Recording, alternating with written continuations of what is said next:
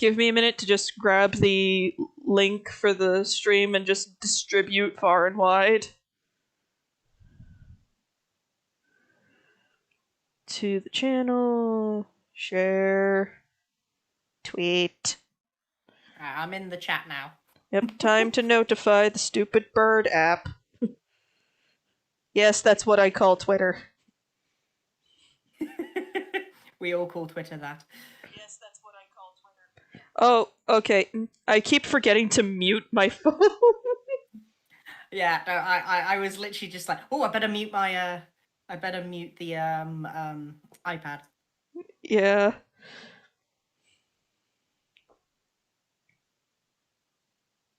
And feel free to put the link in any like self promo threads you're in that I'm not. Okie doke. Da, da, da, da.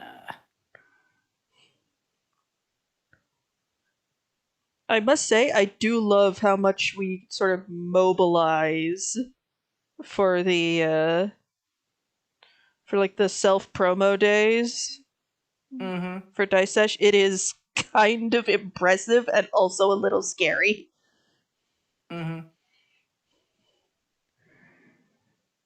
And self promo. And oh yeah, did I tell you that I was talking about Dice Sesh to Dingo Doodles the other day? Oh, cool. Yesterday. Oh.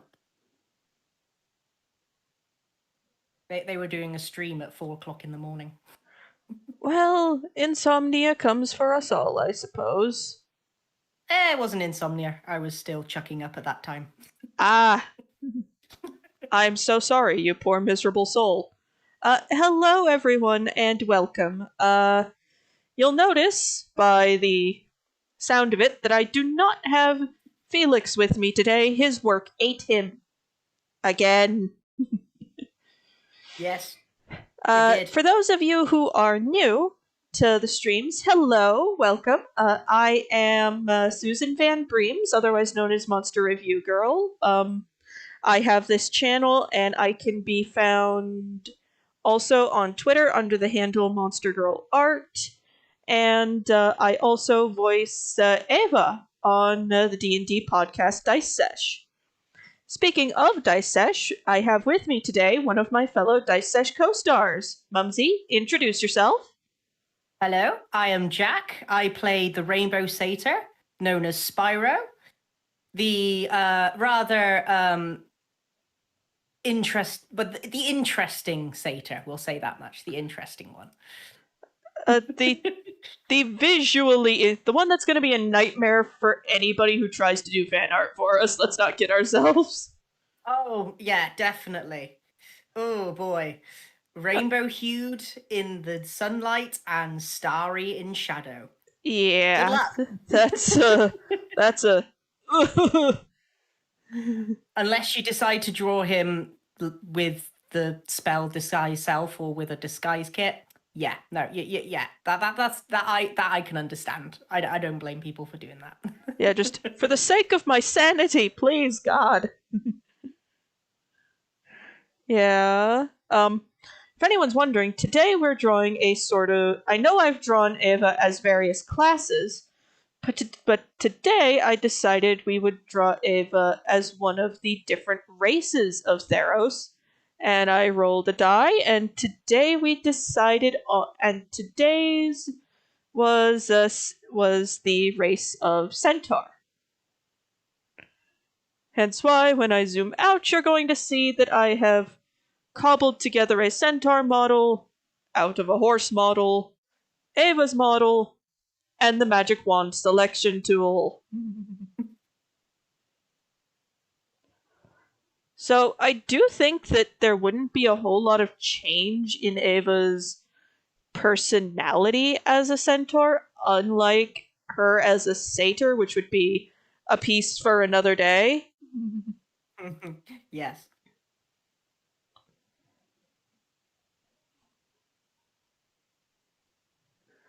But yeah,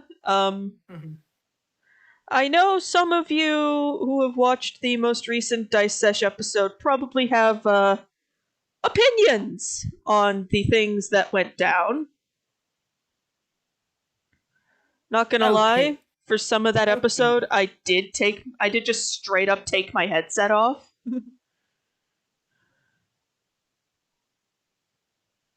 If that makes sense.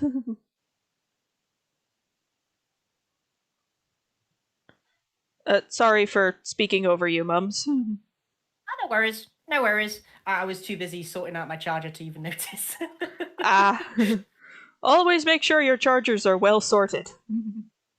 Well, yeah, it's not just that. I plugged it in, and then it just told me it is not actually charging, and I was like, really? So I had to jiggle it around a little before it did the job. Mine started having that problem too.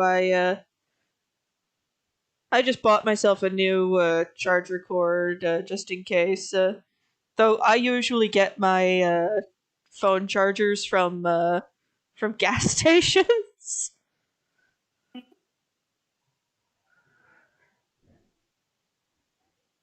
But yeah. So in Theros, there are two leading sort of factions of Centaur, subspecies, whatever you want to call them. The Pharah's ones, which Ava had to deal with during her active duty time, when she wasn't sneaking off to go see her boyfriend. Mm-hmm.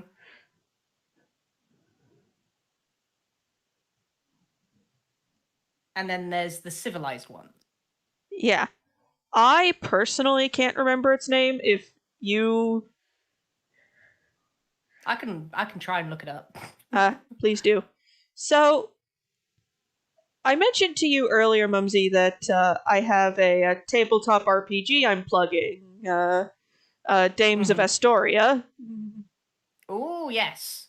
So I'm more comfortable with the system and can genuinely promote it. I'm taking part in a campaign.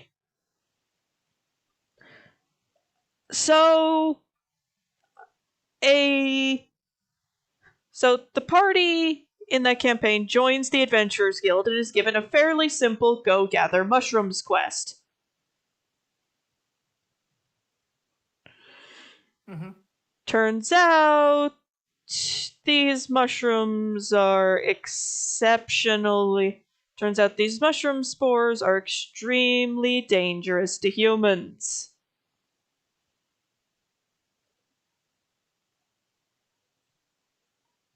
Although the fact that the mushroom species was called Widow Bloom should have been a dead giveaway, in all honesty.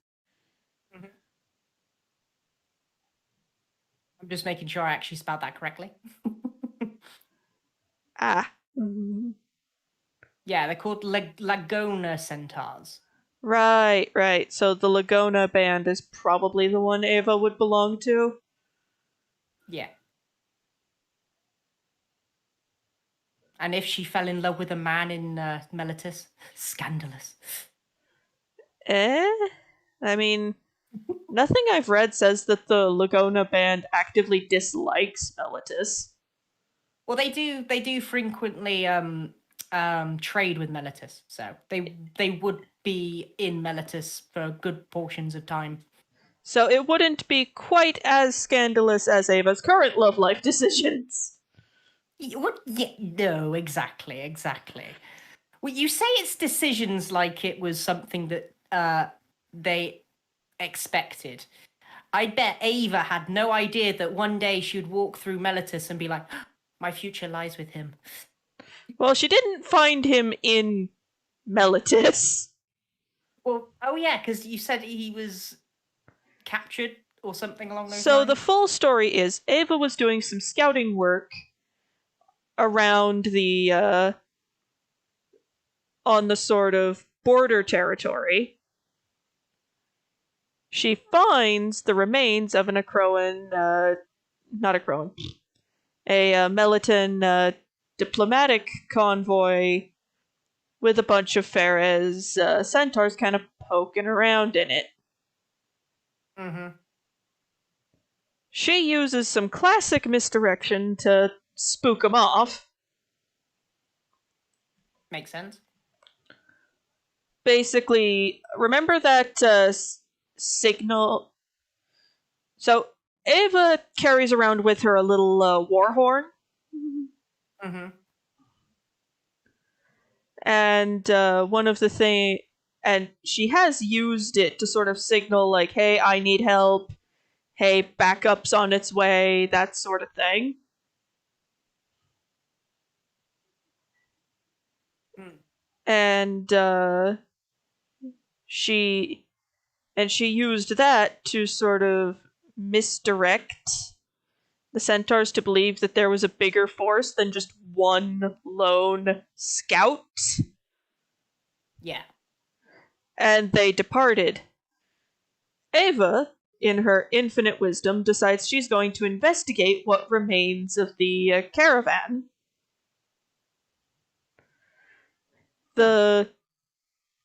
And guess who pops out?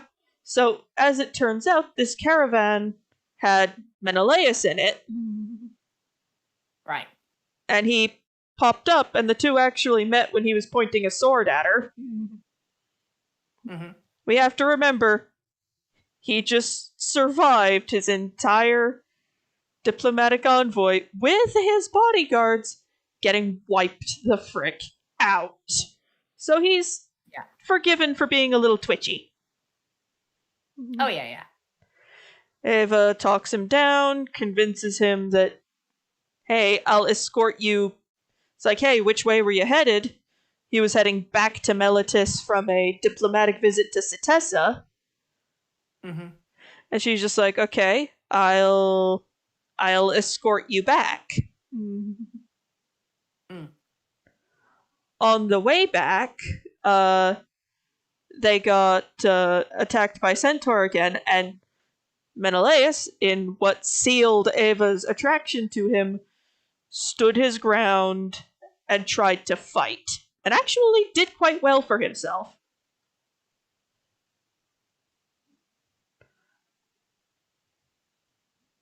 Which kinda did make Ava go, okay, this one.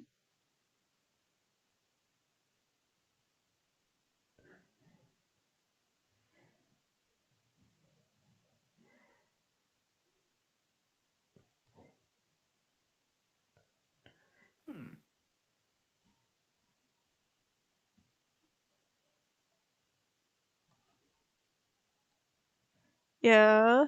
I do like the idea of, like, maybe Spyro or somebody else in the party just sort of looking at Centaur Ava as she's, like, putting on some pulling gear, like a harness and stuff, going, isn't that kinda degrading? I mean, you're a sentient person, and here we are treating you kinda like a beast of burden.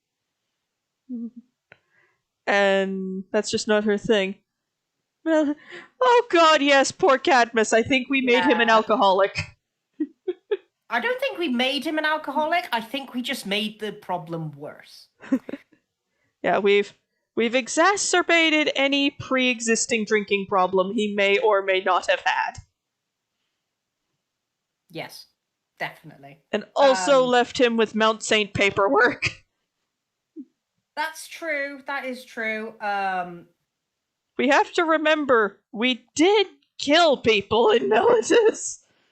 You lot killed people in Meletis. Spyro just stopped some riots. That's all Spyro did. He came back to find out that you lot did murder.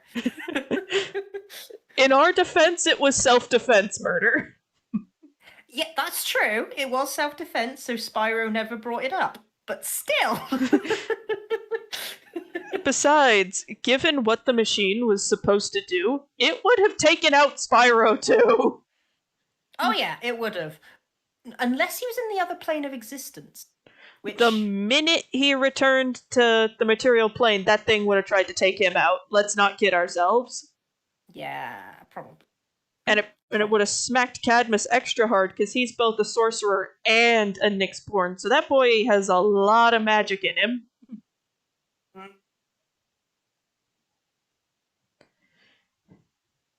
Yeah, basically, the party in that one kind of figured, okay, you, sir, are too absolutely demented to be allowed.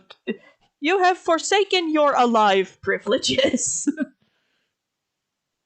Your soul is now null and void. Why? Because. It's like, why? Gestures at the lab. Mm-hmm. Yeah. It will definitely be interesting to see what the party does when we go back there.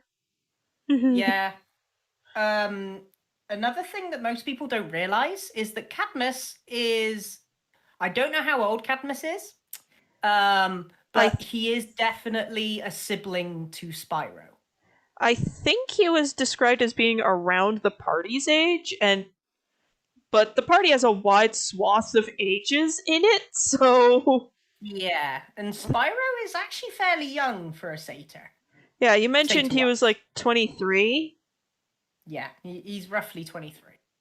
Yeah, well, he's older than Ava, although Ava's rapidly shaping up to be the youngest member of the party at 20. I think Takas is younger, maybe? Nope. Felix said Takis was in his 20s, I think. Okay. Yeah, basically, Cadmus is somewhere in the party's age group.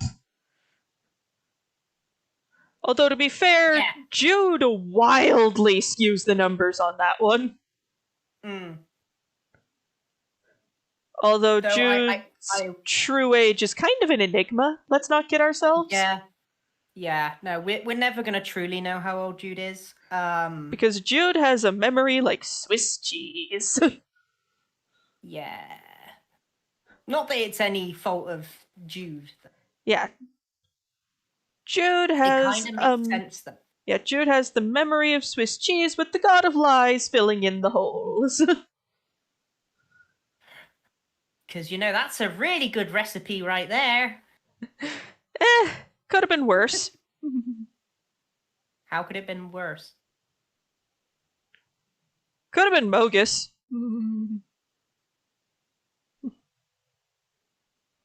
You see, I would agree, but at least he's very straightforward and says his mind.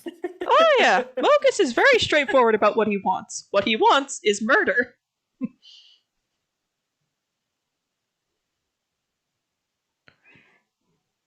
But yeah, I do think Centaur Ava's sort of default response to anybody being weird around her is to just sort of kick them into next Tuesday.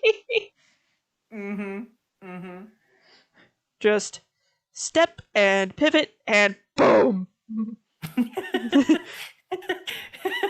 I could just imagine just hearing Ava saying that out loud.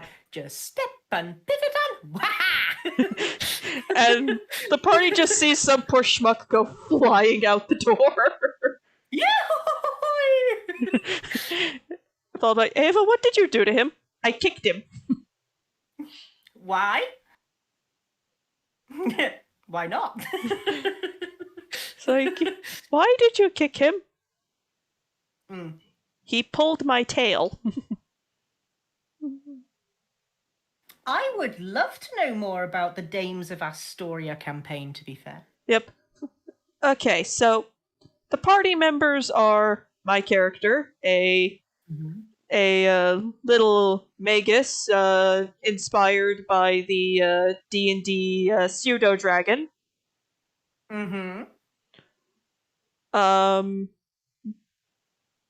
A bug person thing. A bat girl. A minotaur hit with the monster girl stick. Fair enough. And most recent addition to the party, a moth girl. Aww.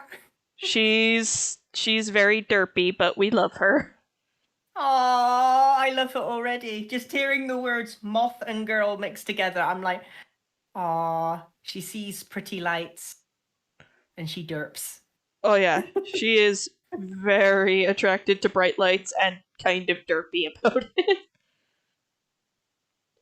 She's a priest of like the sun or something like that, and she refers to the sun as the great lamp.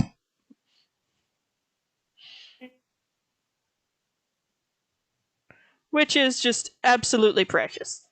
So, not going to lie, the fact that the mushroom we were asked to go gather was called Widow Bloom should have been a giveaway that there were going to be problems, but.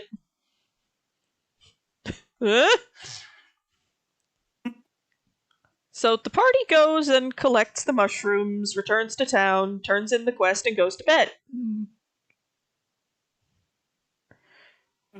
Turns out you're supposed to, like, take a decontamination shower after you've gathered the mushrooms before you make contact with any other civilized humanoid.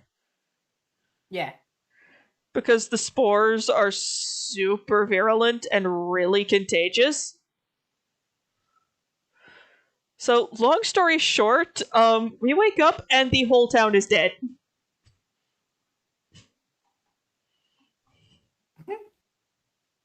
Oh dear. And the party's just like,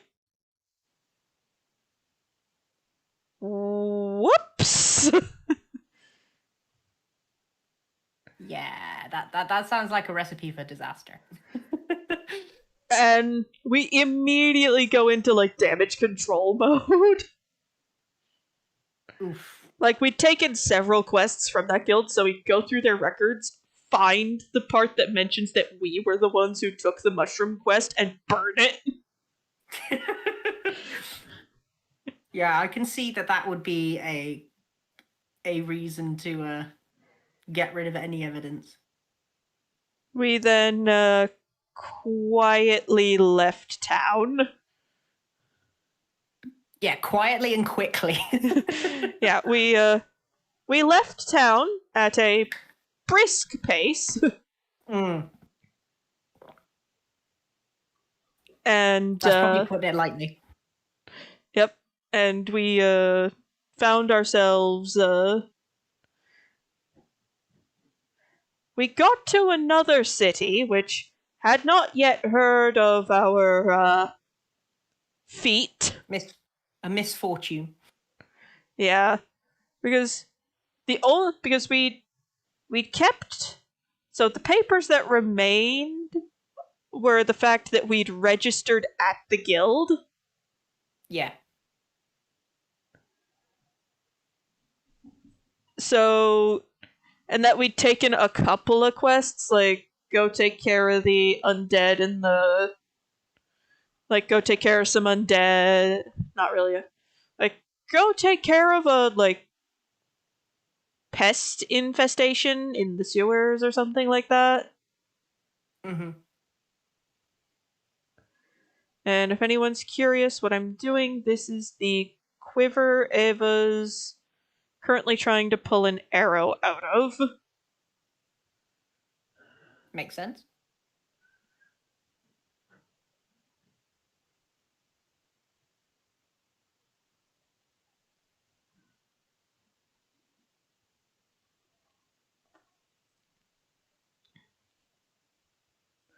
So the party, we get all sort of set up in this particular town, and then we kind of just, there's some, yeah, the lamp girl whose name is her name is Luminaria, but we all just call her Miss Moth. Oh, I love that. She's just drawn to Bronze's character for reasons he has outlined, because that particular character is bioluminescent. So are they sort of based off like a firefly bug type thing? Is that the way that they kind of went with it? So the way the system works is you can sort of mix and match various Ah, traits. got you. So it's just are there Firefly components? Probably. Hmm. It would make sense. Yeah. Okay. Now let's boop that away. Okay, good. It still looks not weird.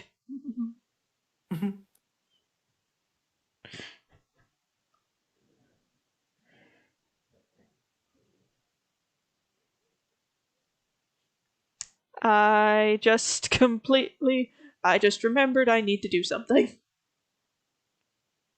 Mm-hmm. Draw some kind of top for Ava. Because, I heard a bareback riding, but this is just getting ridiculous. I'm sorry, that is comedy gold right there. How did we not notice this out of both of us? Well, the thing is, it usually takes me a bit to get to the drawing, putting the clothes on stage. Yeah, it's kind of like a ship's searchlights, since the luminescence Got is you. concentrated around the eyes. Got you.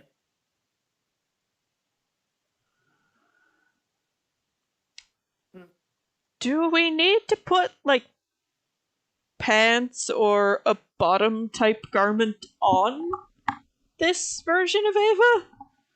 I wouldn't think that would be particularly easy to do. So I kind of see that most centaurs just don't do that. If they Right, need like to put how anything there, yeah, it's they too would much put of like an a armor sheet. yeah, it's too much of a difficulty trying to put actual normal pants on a satyr. Yeah, exactly. It's time consuming and not at all practical. Yeah, Usually. because and also they look weird. Oh yeah. Yeah, I imagine Spyro. regular pants look really weird on satyrs. Well, yeah, because they got those great big huge sort of thighs, and then they got the tiniest ankles going. So trying to get into them without ripping them would probably be quite difficult. And plus the orientation of their knees and everything, Is it would just just yeah. Oof. is just a hard no. Mm-hmm. And Yeet Kit makes me think of Tina. Okay. Tina is a member of the party who is a Minotaur who got hit with the Monster Girl beam. Got you. So, is she a Minotaur? Yes. Does she look at all like Tauros? No. No, she looks more feminine, as There's it a were. there's a human head, not a cow head. Got you.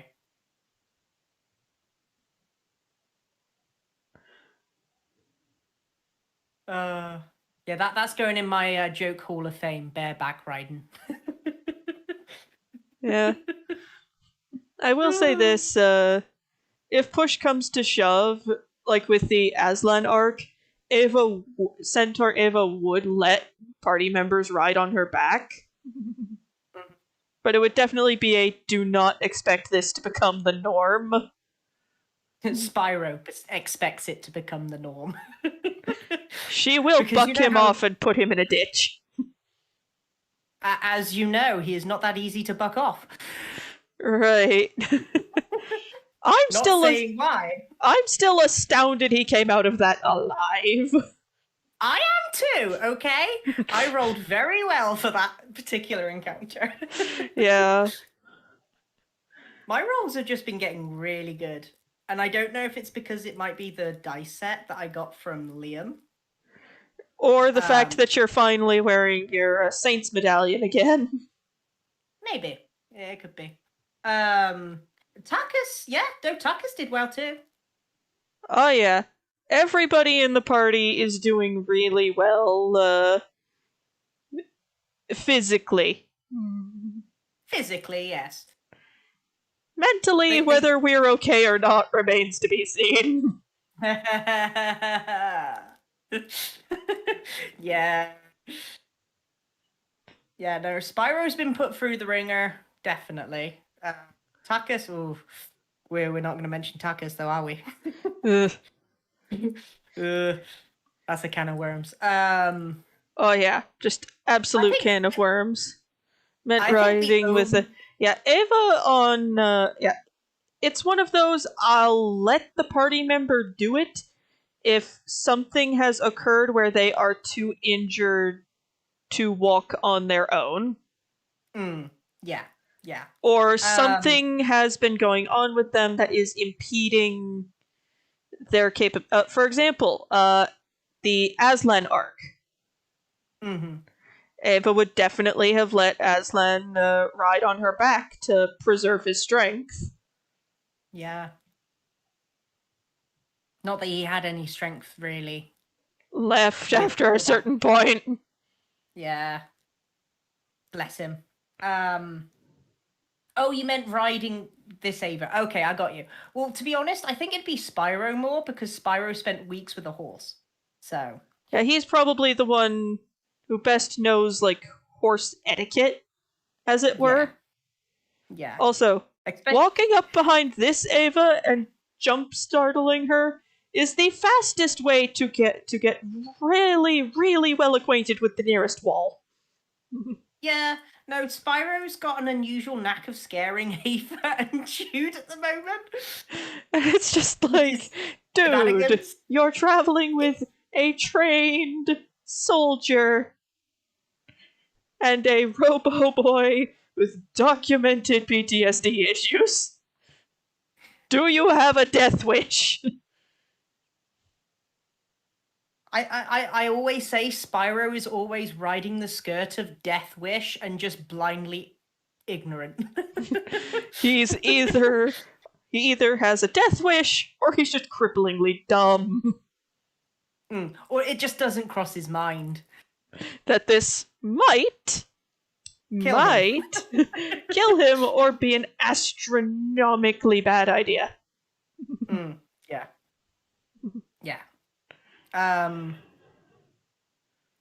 Spyro has taken care of a horse reasonably well until the point of the current part of the campaign. That where he I think that was less Spyro just absolutely fucking up, and more just the party going, okay, we need to go now. Yeah, and Spyro going, hey, wait a minute, I'm just going to tie the horse up on against this tree. We'll be back for the horse. Yeah. And then circumstances arise and the party is not able to return for the horse. Which is still attached to the tree. Yeah. Fortunately, we are able to get the... Honestly, if I were the DM in that situation, I probably would have just hand-waved the party recollecting Fotina. Yeah. Though, bearing in mind, I did call her the wrong name for weeks. Oh, I felt so bad when I realised that it wasn't Potina, it was Fotina. And it was only because I was looking at the actual spelling rather than listening to the words that Lava said. It's okay. Mistakes happen. I can say Tech is getting the yeet kick a lot. Well, the thing is, when push comes to shove, Takis is a really good dude. So I think after she got to know him a bit, she wouldn't, like, yeet kick him as aggressively. With Spyro, it's more on the lines of, if you want to yeet kick him, do so, but just make sure that he actually has a mind afterwards, so he doesn't do it again. It's just, yes, you may yeet kick him, but don't, like, brain damage him. He needs what little brain he has at the moment. He needs what's betwixt his ears. What little there is of it. Yeah. I will admit, I still have to talk to Lava to ask him about whether or not it was the rocks in the river that caused his to call. Wow, I think he was always directionally challenged, even with a map. But I think the rock to the brain, I think, made it a lot worse. Yeah, I think it may be one of those where it's like, did he have this problem before? Yes. Did the concussion make it worse? Also, yes. I will admit, my favorite role I've ever done was roll to figure out where Takas is. He is just upstairs. Rolls a 1. I walk outside. That one was definitely was just a Jesus, dude. Your Ava dice, immediately grabbed him. your dice like to make you. I don't know why, but your dice seem to enjoy making poor Spyro a dice. Yeah. Is I will Cleo admit- safe? Um. uh, That would constitute spoilers, and we cannot confirm or deny. I can answer it in a very good way. She has shelter. She is not cold by any means. And she is not under any. She is not being kept prisoner as far as we are aware. Yes.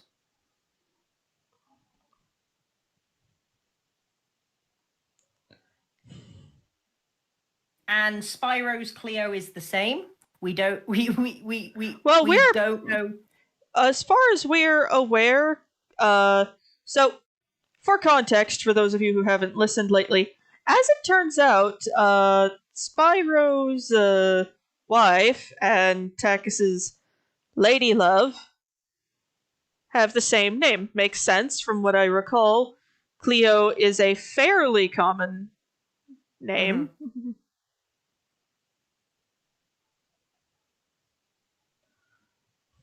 Yes, it's a very common name.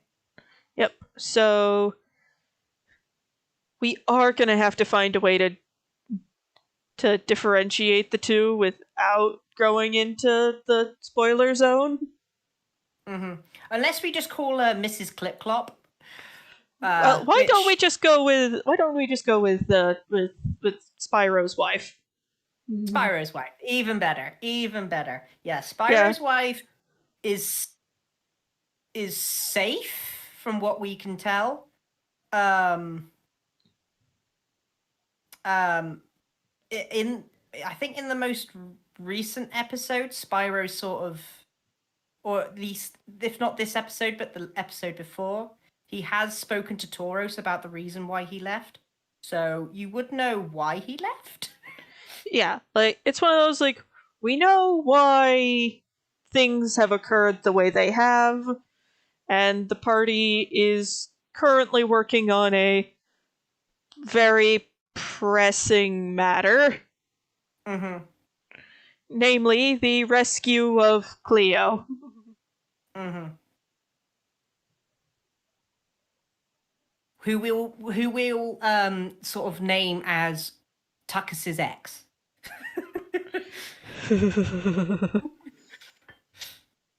Yes.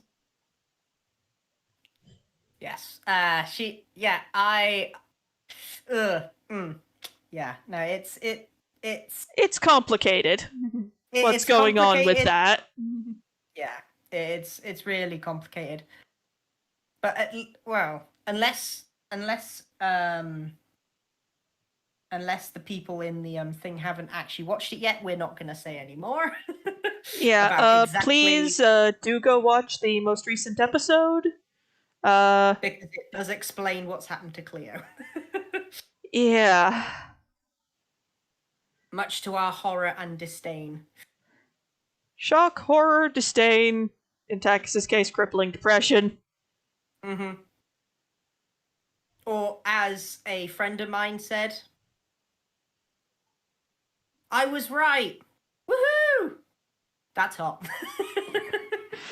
Your friend is weird. Let's just put that out there, dude. Your friend is weird. Yes. Let's not beat about the bush here. Your friend is a bit of a weirdo. Yes. But he has he is so good at predicting stuff, it scares me. Yeah, kind of scares me too, not gonna lie. Mm. I will say this, one positive has come from the most recent episode, and it is that Theros plays a lot with themes of destiny Yes. and fate. Mm-hmm. Fate, so the way it's been described to me is destiny, like a character's destiny, is their best possible outcome. Yeah. Like if this were a visual novel, this would be their good end. Yeah.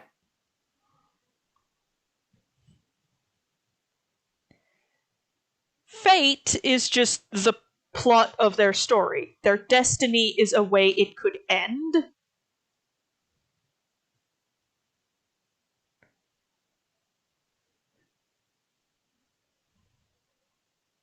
Yeah.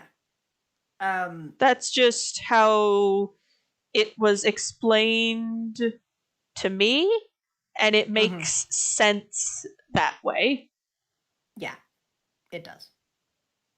I had someone ask me a very good question, and granted it was about Spyro, and it was basically, do you think the reason why Spyro is so directionally challenged is because of his inability to sort of figure out what he wants to do in life, and that alone has screwed his brain over, so he can't find his way around anything? That it makes sense. I mean, Yeah. a character's internal turmoil. God, Yeah. why was that so hard? It's a tongue twister. Can have some very interesting ramifications on the rest of their behavior. Mm-hmm. Which would explain why Spyro is so fixated on trying to find his purpose in life. Yeah. Even if it's not something that he'd want to do, he just wants to know what it is. Yeah, because it's... So, for context, for those of you who are going, okay, what the frick? Spyro is a Nyxborn.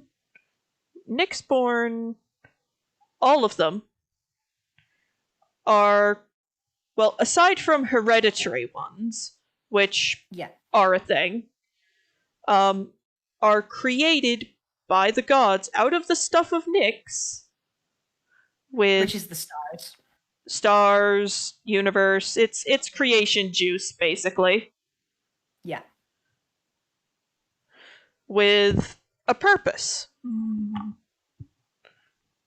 And it's a very specific purpose, usually somehow tied to the deity that created them. Again, assuming they're not a hereditary Nyxborn, like Takis' son is. Spyro's. So, possibly. I cannot speak! Takis has no children that we are aware of. He probably has a small horde of siblings in varying degrees of do I know you? But he does not have any children we are aware of.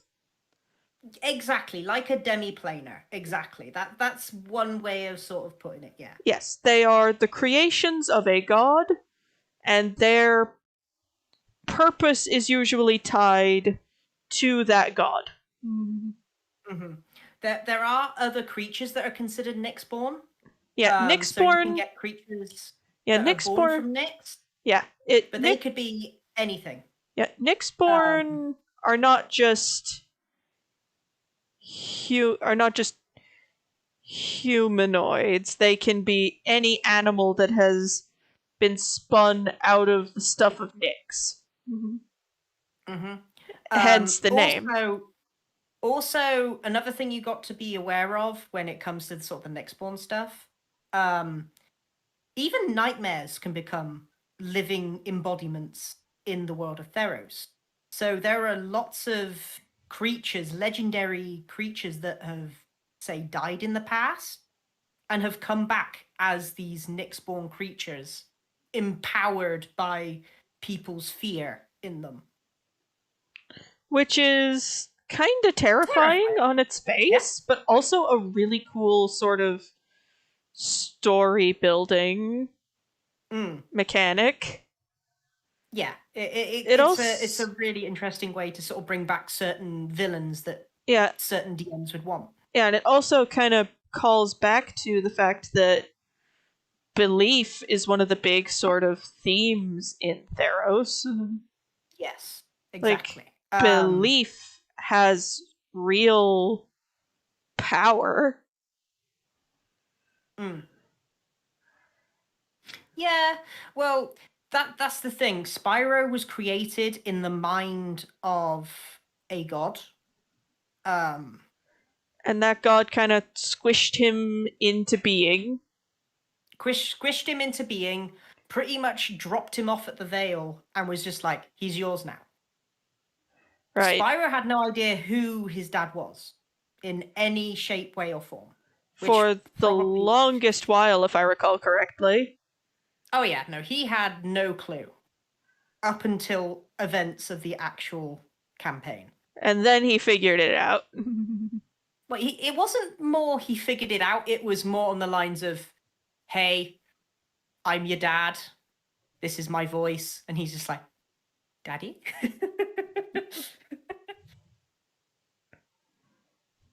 Yeah. Why did Spyro have to leave? Well, so that's an interesting one. So Spyro left the Skola Vale following one of the other characters in the party, Jude.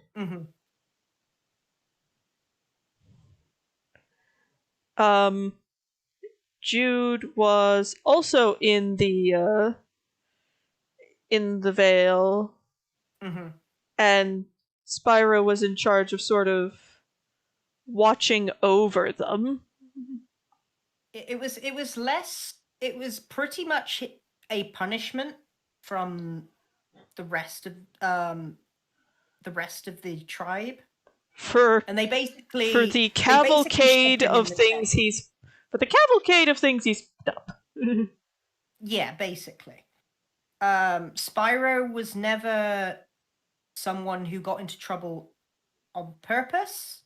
It was more on the lines of he considered himself unlucky, bad things happened, and he just took the fall for it all. Yep, bad things happened around Spyro, which kind of led him to believe he was very unlucky / cursed. Which, so saying this now, he's been around the party for a while and nothing like catastrophically awful has happened yet. No. To the party in particular. Allow me to phrase myself properly. Weird enough, the only time that the time that Spyro was away, that's when everything hit the fan. Yeah. A lot of things kinda went wrong after Spyro kinda left. Though, in reality, it was more he got lost walking up a mountain path. And about to be eaten, got thrown into a cave by his daddy, and was just like, yeah, you stay in there for a while. Work out your issues. Your patience will be rewarded. And yeah, he spent 2 weeks in a cave. Hiding. Basically. Oh my word. And the only solace he had was dreams. Aww. Of the party. That was the only sense of... How is the party doing he could really get? Yeah, that was all he could do, was just worry about the party. We were kind of okay. And then you showed up and helped keep a riot from getting too rowdy. Mm-hmm. Although I must admit, the idea that Spyro, the lovable fool, stopped a riot is an interesting thought. And part of me does kind of wonder how in the name of all that is sacred did he pull that off? This is the thing. Spyro got married in secret. So they know he has a romantic interest, they know they have a kid, but they don't know they're married because satyrs view monogamy as kind of weird. Mm-hmm. Also, when Spyro left, he sort of put it in his mind that the main reason to leave was so then he didn't bring dishonor on his wife and now child. Just for them being associated with him. He didn't want them to receive any bad... He didn't want them to be mistreated because of who and what he has done. So he left thinking that. Yeah. Because that was the only way he could physically leave that place. But it does haunt him. It does haunt him. Yeah. Knowing that he thought that. Yeah, and we have sort of... And the DM has sort of done like a powwow type deal with us all and gone, okay, so the satyrs have chilled out immensely. Mm-hmm. Spyro is not going to be a diplomatic incident on legs like Ava was. It's not the fact that you're a diplomatic incident. It was more on the lines of, can I kiss him now? Can I kiss him now? You're reaching the gates. No one's looking. Mwah. Walk away. Yeah, and poor Cadmus just Ava reciting everything that she is for him, and Cadmus's sanity just slowly seeping out his ears. I don't think it was his sanity. I think it was literally his brain going, so I don't put this in the paperwork. I don't put this in the paperwork. I put this in the paperwork. I don't put this in the paperwork. I need to go have words with my cousin and maybe punch him in his stupid face. I don't think he would... I don't think it's that. I think it's more on the lines of, I am going to shake my cousin and just be like, what have you done to my life? You absolute little... Could you think with your head, please? I do... One thing I will say, I do believe the chief of the tribe knows everything, because I don't think Spyro would keep anything from the chief. The rest of the satyrs, I think he did try to keep it sort of keep his personal life away from them, because he didn't really know how to tell them, if you know what I mean. Yeah, it's one of those, do they know about it? Maybe. Yeah, especially if Spyro's child is definitely a Nyxborn. Spyro has no clue that his child is a Nyxborn. Like him. If he is a Nyxborn. Yeah. So there's a non-zero chance, because Spyro himself is one. Yeah. Spyro just doesn't have a clue, because he wasn't there when it was born, because that was the day he left. Yeah. It's one of those, is my child like me? I have no idea, and that fact keeps me up at night. Yeah. Basically. But yeah, I will say this, for all the flack we kind of give Spyro for being an absolute chaos magnet, when push comes to shove, he is a really good dude. Like, he is definitely somebody Ava's put in the category of when things are going decidedly pear-shaped, Spyro may have the outer facade of panic, but he will be able to help. I I'm not. The Scola Vale is very far away from everything that's going on. Yeah, Yeah. If we do go there, it's going to be definitely a okay. We're here now. Why? Yeah.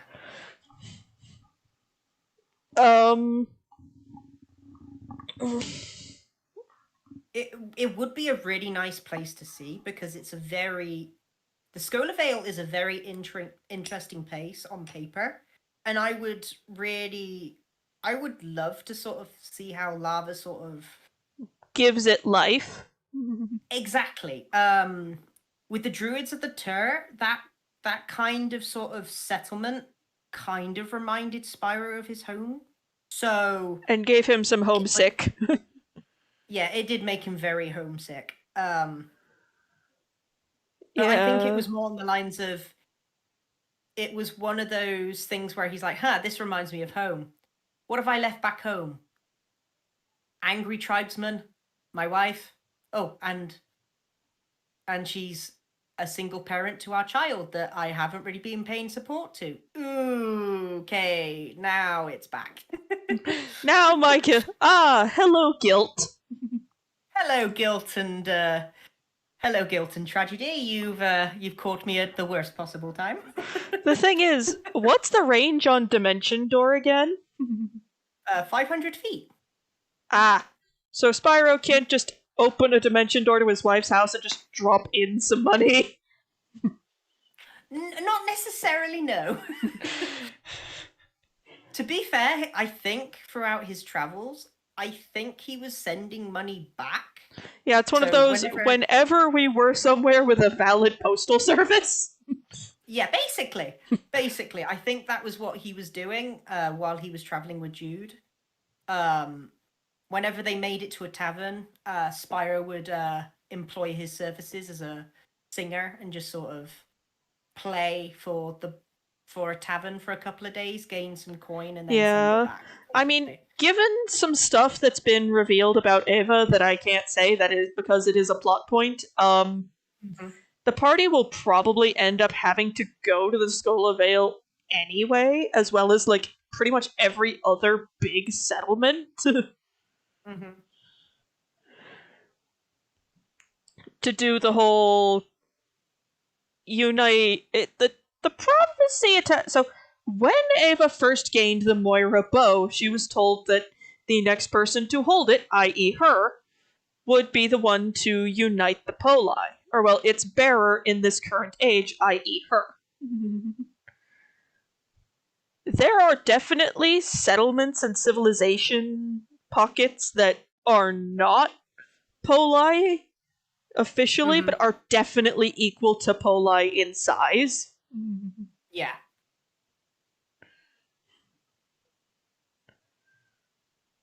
Just let's not kid ourselves. The Scola Vale is 100% equal to everything equal to the other, to the Poli in terms of size. And if not in territory, then definitely in population. Yeah. Because if we know anything about satyrs... Well, the thing most people got to realize is that in the Scola Vale, most of the satyrs there are nomadic. They don't stay in one place.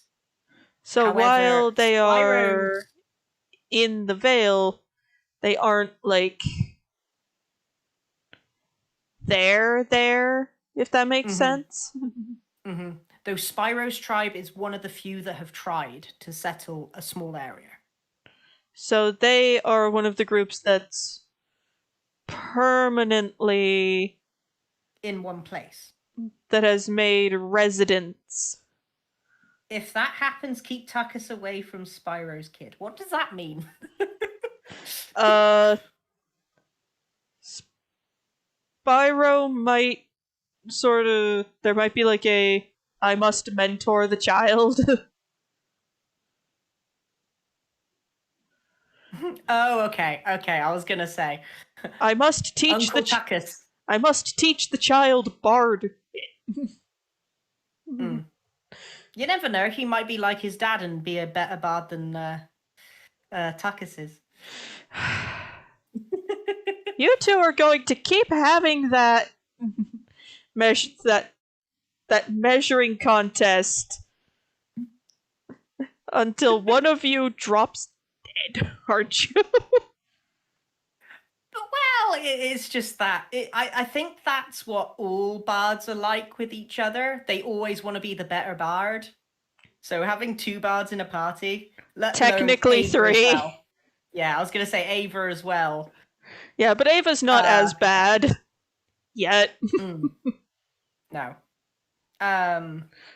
Technically, I think I think this would be considered minor spoilers. I think you've taken some lessons from both of the bards, but it's more on the lines of one of them with wordplay and the other one with actual technique. Yeah. One is technical know-how. The other is practical applications of said know-how. Yeah.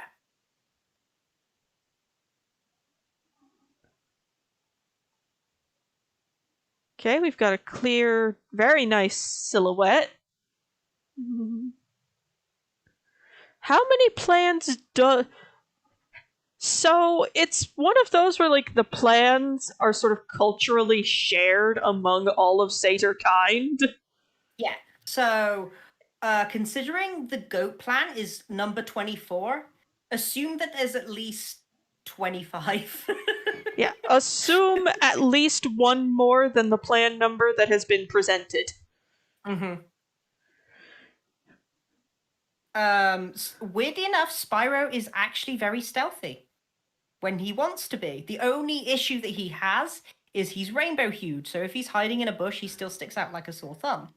The only issue regarding Spyro and fleeing from local law enforcement is Spyro.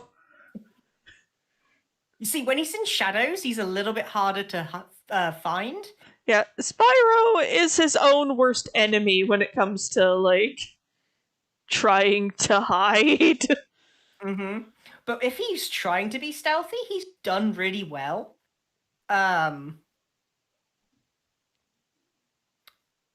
Plus, he's got the ring, and the ring helps him out immeasurably. Travel through places. And one thing that nobody's ever sort of questioned me on is why was he having to use the ring in Meletus?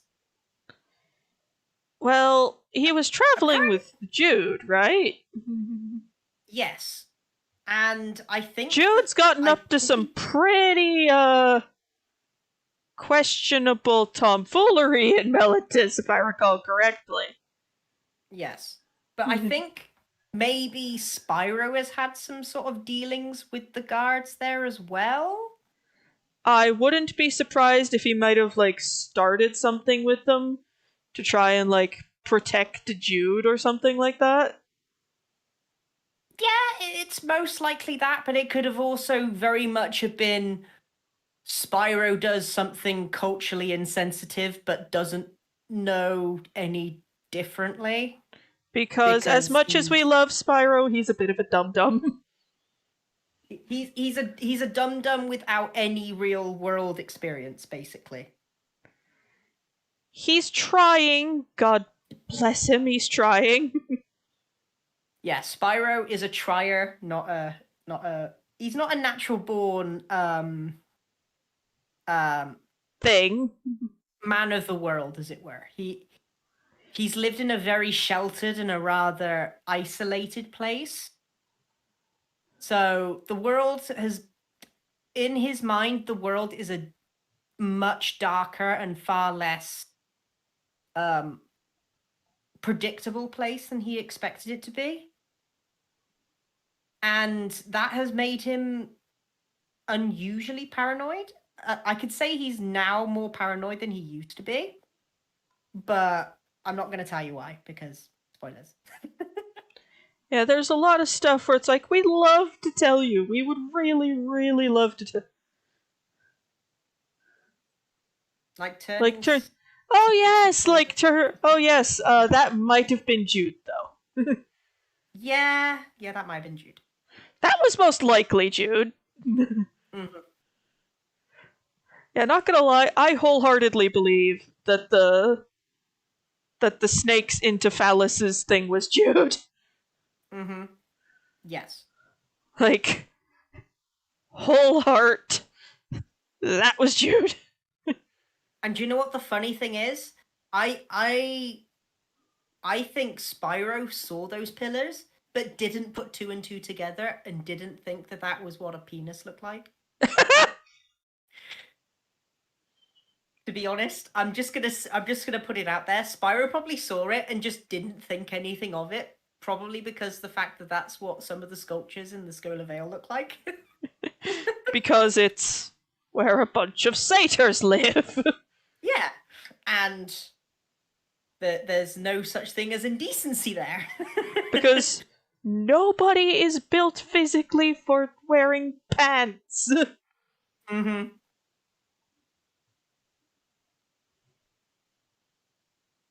When someone says ding dong, satyrs don't think anything of it.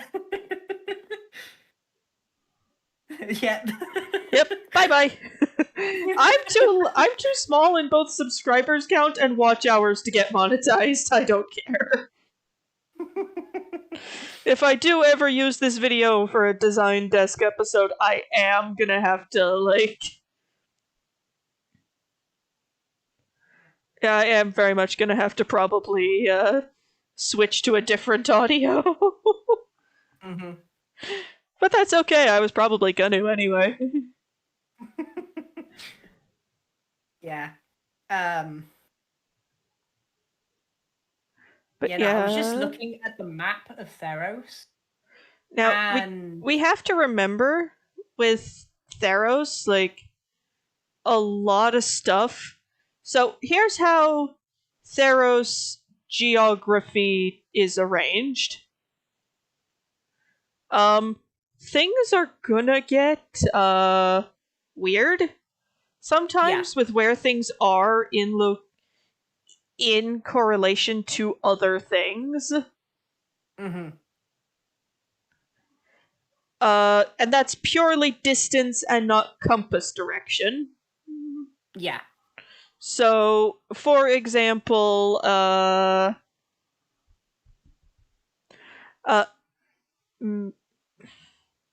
Meletis will always stay the same compass direction from Akros. It will always stay that way. I think it's north of Akros. I think Meletis is north of Akros? No, it's either southwest. I think it's southwest, actually, because I think Meletis is further down on the map. Ah, okay, my bad. So, Meletis will always stay southwest-ish of Akros. But how long it takes you to get there will change from time to time. So we always know we're going the correct direction, it's just, how long is it going to take us to get there? Who knows? Yeah, no, that's true. Takas and Cleo did have fun in Helioid's temple. Helioid's temple.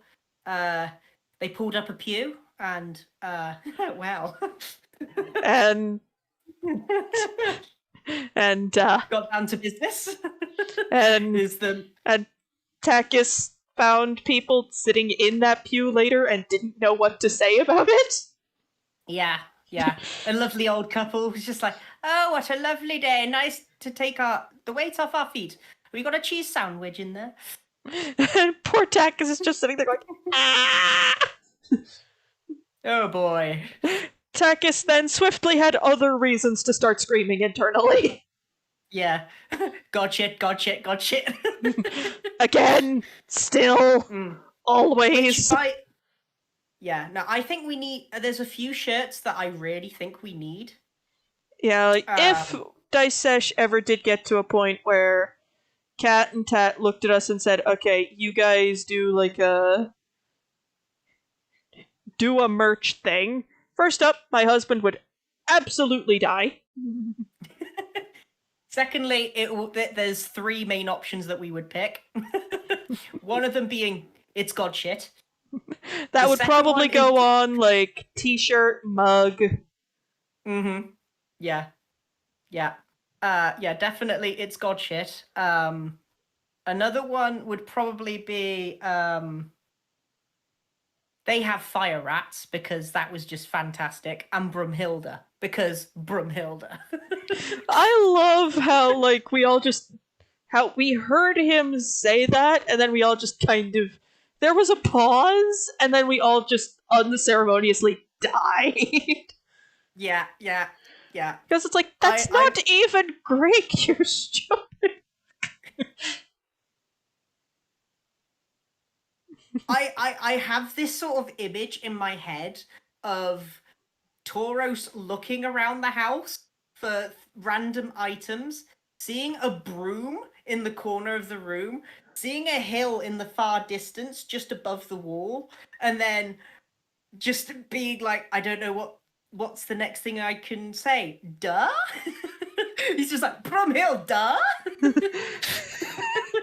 The only way it would have been funnier is if Ava was the one doing the fake wife routine. Yes.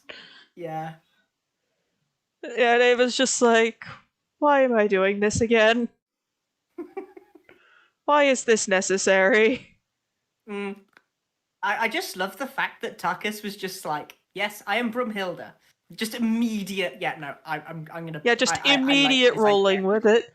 I'm surprised he wasn't incinerated by Heliod for it. That is actually a good point. Like, Heliod has smoked people for pettier shit. Yeah. Exhibit A. Aslan for telling him to get off his high horse and mention Phoenix's name. Which, to be fair, out of all the gods, I think he would not like to hear about. Phoenix is one of them, and I think Perforos is the second. Maybe Perforos, but I was thinking of Crufix. Yeah, because Crufix is technically the actual high god in charge. And he was the one who punished him. By essentially putting him in the naughty corner. Yeah, basically. With a rock on him instead of the egg timer. I have talked to Lava about the idea, sort of the personality of this particular helioid. And it's interesting. I'm not going to say any more because I don't want to say any more. But I do like the way of thinking that sort of went into that sort of way of the way his mind's working. Yeah. Now, we will say this now. How my husband is choosing to have Heliod be is in keeping with how Heliod is in the actual Magic the Gathering lore surrounding Heliod. Yeah. He is a very proud man. We'll say that much. He's a very proud man who believes that he has been given this power for a reason, and he wants to make sure that it's fulfilled, basically. Yeah. And the rest of us are going, that's great! You don't have to be a prick about it, though! It's one of those things, he's just not a person to be able to let things go. Right. And he's just got a bit of a temper to him. Like most of the gods, I find he just a little bit more active on the smite the fool. Prideometer. Yeah. He's very much. I smite this fool. Why? He was standing in the wrong spot. It's just the way he sort of comes off. Is Heliod a prideful dickhead? Yes. But is he a prideful dickhead that you'd most likely want on your side? Yes. Yes. Because he is a decent. I've always seen him as this. He's a decent man, but he's struggling with some internal issues that no one can help him with because he will physically refuse to acknowledge those issues. Yeah, he's very interesting on paper. Yeah. Does he think that what he did was wrong? I don't think he even knows what he did, to be fair. That gave him the punishment. I think he just sees it as I'm being sidelined by the other gods so then they can gain this and do this, where I'm stuck here and I have to do this to make sure that they don't do what they need. Yeah, when instead the sole reason they stuck him there was to prevent everything else from going. Yeah, because he got too gung-ho. He got gun-ho. Yeah, but yeah, Ava being the mock spouse would have been absolutely hilarious. Yes. Because the party'd already cut off most of Ava's hair and stuck her in, like, boy clothes. Oh yeah, it would have been incredibly interesting. Some people would probably be looking at Ava very concerned. Mm-hmm.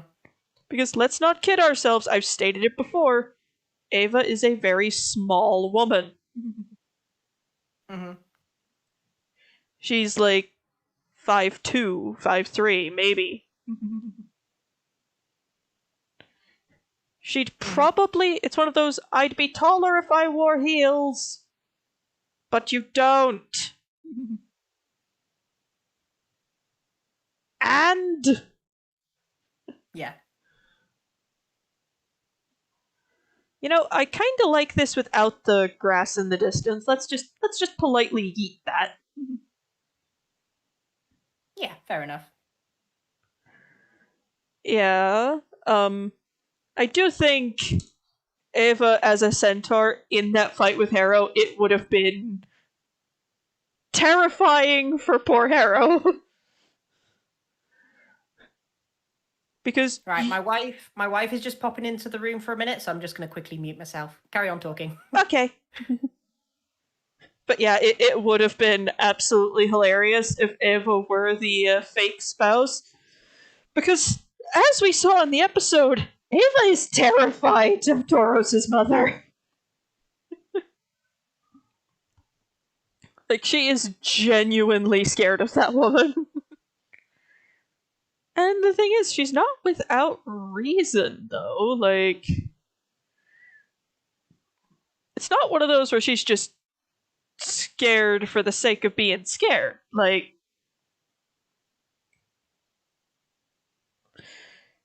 she has a reason. That reason, of course, is that, well, she is an intimidating Minotaur woman. Yes. She is a very intimidating Minotaur woman, and Ava is a soldier from Akros. Akros! Yeah. That was my favorite moment in that entire episode. Just hearing Lava just scream Akros! Akros! Twice, because both parents had the same reaction. Yeah, to be fair, as a Minotaur, going to Akros was probably the dumbest thing Toros could have possibly done.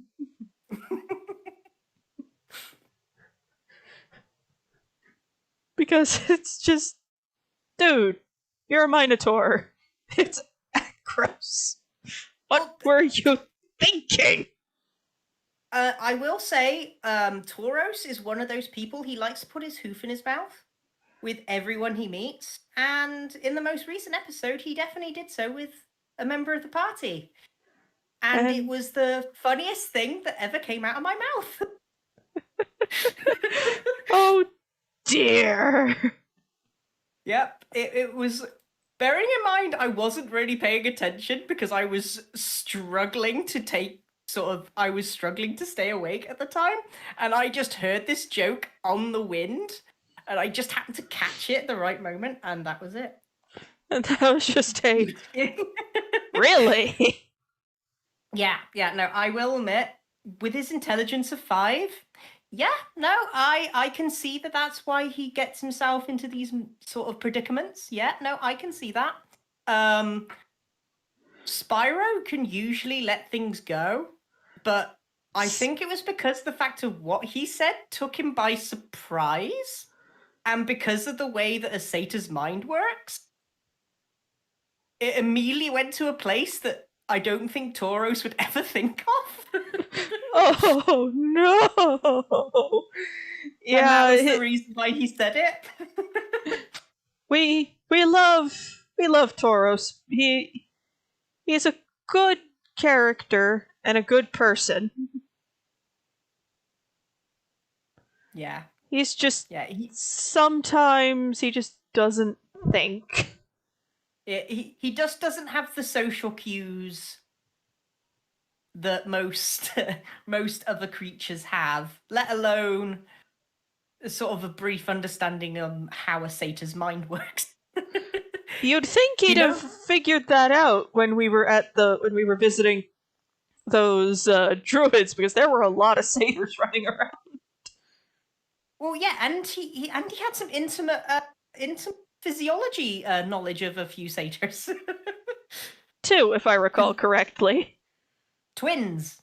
But that's a thing I can't. That's a thing I can't elaborate on. Yeah, because we don't know the full story with that. And if I tried to extrapolate, I would face the wrath of Susan Wojcicki. Yeah. But I don't. I think also another thing about satyrs is that they have a sort of.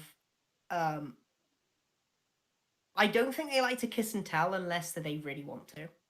Yeah, it's one of those, like, I'm not gonna say anything about it. I'm just going to sort of be like, they'll mention to they'll mention to their buddies what they got up to, but they're not gonna like tell the whole world. Yeah, they're not going to announce it to the entire Poli. For context, I just realized that Ava's quiver needs some arrows in it. So I'm just putting those together. Makes sense. Thank the gods for the duplicate layer button. Is all I have to say. It is a lifesaver. Oh yeah. But yeah, I do think what's gonna be interesting is, so eventually the party is gonna have to go back to Akros. So what's going to be a trip and a half is Ava trying to get everyone in the party in the city. Spyro could help. Since he now has Dimension Door. Yeah, just sneak the people past the guards that Akros has problem with. I do have an idea of how he's going to implement it. Because he's a bard, it's kind of sound-based. So I have bards do a lot of idea. stuff based on sort of song music. So I have found a way that he could possibly do it. I will try not to blow everyone's eardrums when I do it. Jesus. You know exactly what it is. Especially since I broke a glass doing it. Oh, God. Which, yeah. Yeah, no. Only reason why I thought of that being his trigger for that was because I was recently watching the movie that it was in, and I was just like, I love this movie. Oh, Dimension Door. Oh, it rips a hole in the fabric of space.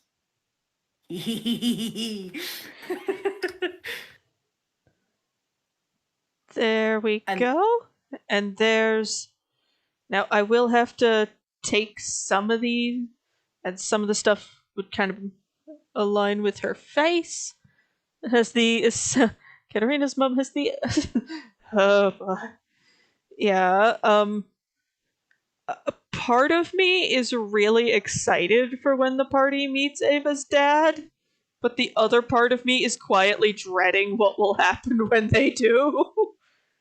well, you know that Spyro could do something about the elephant in the room when it comes to potentially showing the party to Ava's dad. You But I mean don't. Tauros? Yeah. Whether or not Spyro sort of goes, yeah, no, I'm making you this animal for an hour. That still remains to be seen, but because I can imagine Ava being like, listen, my dad doesn't like minotaurs particularly, so And I've Spyro. spoken to my husband. There is a canonical, not not racist reason he dislikes Minotaur. Yeah.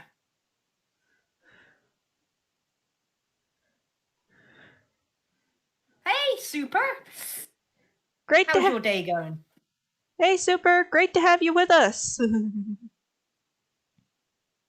if you're wondering who is talking, it is me, British Mumsy. Yep, this is the guy who voices Spyro in the Dice Sesh podcast. Yep. The British one, the British satyr. That's what Liam calls me, by the way. He calls me the British satyr. Yeah. I will say this. I am deeply impressed with how you've portrayed Spyro, both as bard and as person. Mm-hmm. Because sometimes a lot of people lean a little too hard into the meme that is the bard class. Mm-hmm. Well, But you've found and struck just the right balance between leaning into the meme and actually being a serious character. mm-hmm. Don't get me wrong, I've had some trial and errors. Oh yeah, trial and error is bound to happen. Mm. But you've done Spyro and Takis has done this and Felix has done this really well too. Betwixt the two of you, you have done a stellar job of taking a race class combo that is a complete and utter meme. Mm-hmm. Well, the thing about the way that I see it, satyrs are natural born bards. Even if they're not bards, they are still very bard-like Yeah. in terms of personality. Yeah. So I think the way to sort of separate sort of playing a bard and a satyr is either making one of those sort of attributes that makes them either a satyr or a bard, sort of splitting those into two and sort of maybe sort of putting it like, so for example, with what I did with Spyro is he does have those sorts of, he does have those thoughts, but he's never really thought of it as, it's one of those sexuality and sort of orientation. He's seen it all. He has seen every orientation, everything under the sun. So it doesn't really bother him. He has seen every possible configuration under the sun. Yeah, he has seen every configuration under the sun. But does he sort of go, does he sort of do sort of like jabs with those sorts of, with that sort of humor? Not particularly. when he's nervous, I think he does it to sort of be as an icebreaker, and I think that's what he did at the beginning with the party. But since he's sort of mellowed out with the party, and he's sort of focused on the things that are really important, important, he's just sort of found himself in a more comfortable position. He's in a spot with the party where he's found his kind of comfy zone. Yeah. Basically, the ends justify the means. Yeah. The memes, sorry. Can't stay low. Yeah, both of Ava's parents did not approve of the idea of her joining the military, and I, as the player, have no idea why, but I know when I find out it's definitely going to be a very difficult conversation between Ava and her parents. I have my theory, and it's only because of the more recent stuff that Lava's been mentioning that it's sort of popped into my head. Yeah. And I will tell you what it is later. Yeah, because your theory involves some things we cannot discuss here for fear of spoilerage. Yeah. If anybody in our Discord server is curious, there is a pinned comment which has a link to a up-to-date, I think, Spotify playlist, and if it's not up-to-date, I'll probably check and make sure it's fully updated at the end of this stream. If you've got a good 3 or 4 hours with nothing to do, queue it up and just listen. We are your very typical D&D party, meaning we oscillate between Avengers levels of seriousness and absolute meme dispensers, and we're not sorry.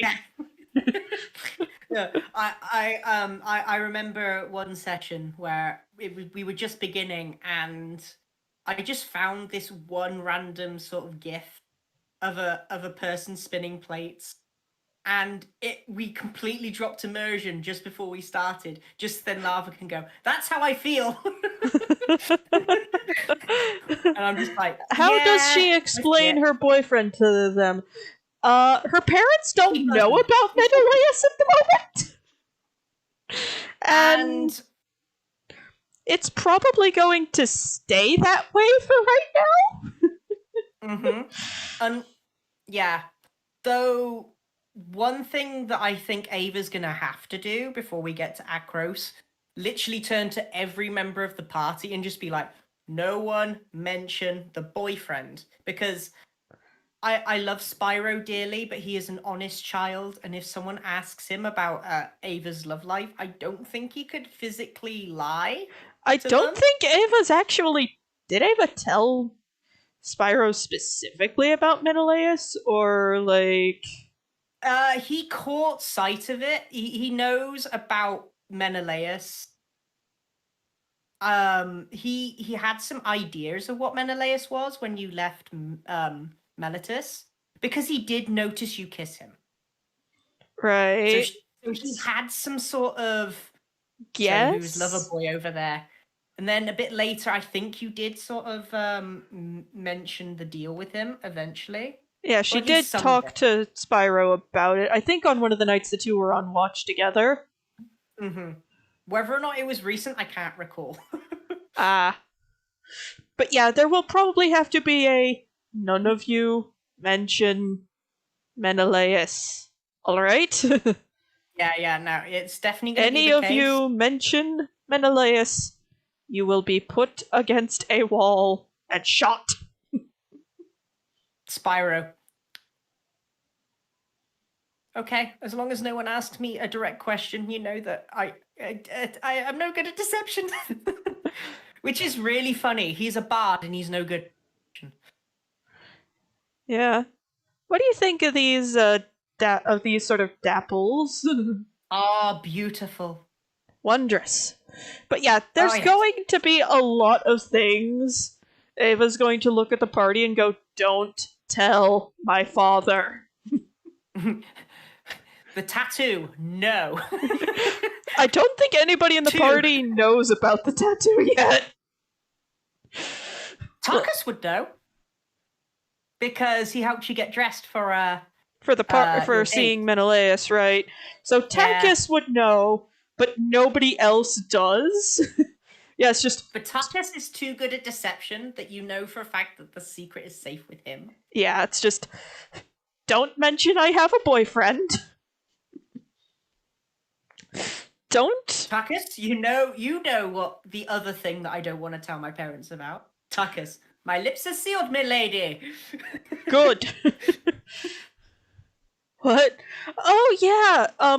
So when Ava was first with her unit, like they were all kind of getting used to each other, they had a big sort of victory, and they decided, you know, they did really well during training. They hadn't left Akros yet, and they decided, you know what? Let's go celebrate and go out drinking.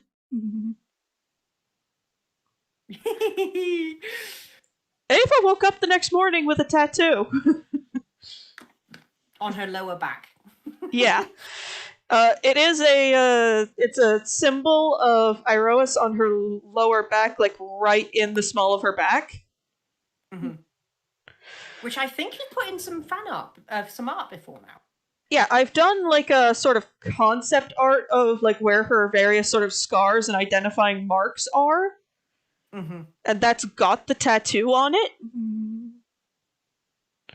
It's also got the various scars she's accumulated over the course of adventures. Mm. But yeah, in the way I do scars in my mind is if she takes some sort of elemental damage, or if it's a really deep hit, it will leave a scar. So, example, she has one up her leg from that lightning trap in Harrow's basement.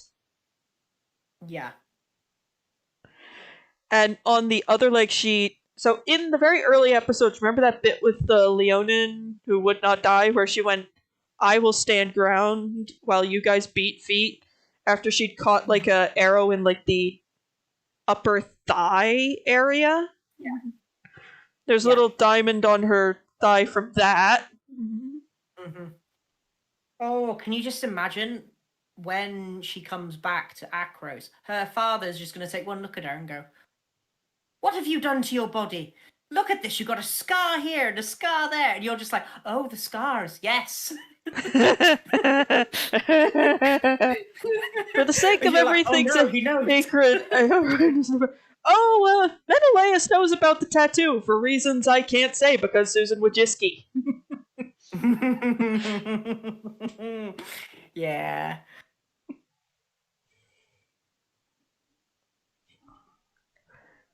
Well, the Menelaus is a great character. I love him. I really find him quite funny. I love the fact that every time that he's kissed Ava that we've known about, he's just been like a he's turned into Denki from My Hero Academia. No, not Denki. What's his name? The one who goes derp after discharging enough electricity. Yeah, basically. He's like, yeah, basically Menelaus goes derp. So if he hasn't noticed the tattoo, I don't blame him. Because most men don't notice certain differences. Though today I've been good husband. I noticed my wife had a haircut. Though I was very tired when she walked in and told me that she had her haircut. So, hey, yeah. You noticed it instead of her having to tell you about it. That alone is a good sign. Yeah, yeah, I've stated before, Ava's love life is a nightmare for Cadmus. Mm-hmm. Yeah, Cadmus is basically how I see Iroas sees Spyro. As just this absolute bundle of please no. It's more on the lines of he gets a call from, say, like a messenger. He's just like, he's like, oh, what's my son done now? Oh, Cadmus is doing paperwork. Oh, that son. Okay, that's fine. He's doing. What's Spyro doing? He's doing. You know what? Let's just keep the dappling on the back leg, on the sort of hips, because that's usually where you see it on horses that have that, or they're like brown and they've got white dappling. You usually see it like just on like the the butt. Yeah, the hindquarters, definitely. I'm going to call it a butt because that's what it is. The gluteus maximus bis botti. I will say this, Centaur Eva would most definitely, if given access to it, use alter self to do like sort of the horse version of a satyr for doing stuff like stairs and enclosed spaces. Obviously, the hind legs would just shrink into itself, so they're not actually there. Because otherwise, you'd look like a weird six-legged monster. So what would go on there is the back legs here would kind of scooch up here and replace the front legs. Okay, yeah, that makes sense. Yeah, that does make. Yeah, when I said sense. like how a satyr's legs work. It's no wonder my awkward questioning couldn't answer the one. Yeah. A fun fact: I'm pretty sure. Have you heard from Tat about when the first part of that Q&A is going to go up? Not yet. I think it's probably going to be when we've got the second part recorded. Yeah, no, I think that's probably what's going to happen, and then she's going to schedule it in. Right. I think that's basically what's going to happen. Yeah, that makes sense. But yeah, we did a Q&A. Yeah, we record. Yeah, they know about the Q&A. Some of the questions came from my channel. In fact, so I think a few came from my workplace actually, because I some came from. I know some came from your workplace, and some came from my Discord. So like we had like a good spread of questions. If anybody's wondering what I'm doing here, I'm just adding some stitches to the quiver. I was hoping for the Astoria campaign characters. I will probably do that next week because today is like the first day I could get back to streaming. Because today was my kid's first day of school. Aww. How was he going in? Oh, he loved it. I love my son. I love him dearly. I am not going to lie to you. I practically yeeted him from the backseat of my car. It was, I love you, son, but good God, go. It's like, okay, your mask is on. His pre-K has him wearing a little mask. Oh, because children are petri dishes on legs. Yeah, they are. They really are. Yeah, no, I think that's probably where the wife got her superbug from work. From one of the children. Yeah, because she one of the kids threw up the day that she began to throw up as well. Oh God! So I have. Yeah. You would be speaking as somebody who has had to deal with a puking child of toddler size. When they're a baby, it's infinitely easier because they can't move around very much. Oh, toddlers. They will move. Yeah. So he and I were in the bed, sort of watching a video. And fortunately, he did not hork on the bed. Oh. We did have to throw out a pair of his shoes, though. Oh, bless. He was growing out of them anyway. Yeah, so that it was one of those. We can throw them away, but we need a reason. Blah. Okay, they're going. Yeah. Then I just once I know, oh shit, he's throwing up, just kind of hurried him to the bathroom, hupped him into the bathtub, and then just kind of sat there and waited for him to finish, and then just kind of turned the shower head on and just sort of like pull. It's one of those with like the flexible shower head on a chain. Yeah. Sort of pulled it off, flicked it on, just kind of put it on warm, and just kind of hosed him down. Because that's all you can really do. Yeah. And of course, then a couple hours later, I threw up. Oh yeah, no, that's exactly what happened with me. That's what happened with me and the wife, to be fair, because she came Yeah, home. stomach bugs are Yeah. insane levels of contagion. Oh yeah, yeah. No, she came home. It was awful. 22 hours later, I'm the one You're, going through it as well. you're the one bowing to the porcelain god. Yes. Going, please take this away. Like, there's a wet wretch. But yeah, Yeah, no. so what do you think? So, but yeah, as I was saying with Centaur Eva a while ago, like, she is not a person who would hesitate much in, like, allowing the party to sort of, like, I hate to use the word use, but, like, she would be more than willing to act as, like, as a horse would for the party. Well, it does make sense in sort of some sort of form. I will say it's more on the lines of I can imagine Centaur Ava being just sort of turning around and going, it looks like you need a horse for your cart. That's fine, just do it. I could see her sort of offering up that sort of service because she can, Yeah, and not rather really. than And if anybody tries to sort of, like, argue with her about why she shouldn't do that, her only response is really just, I'm the one who gets to decide what degrades me, and you're not me. Mm. With an unspoken, so shut your stupid face.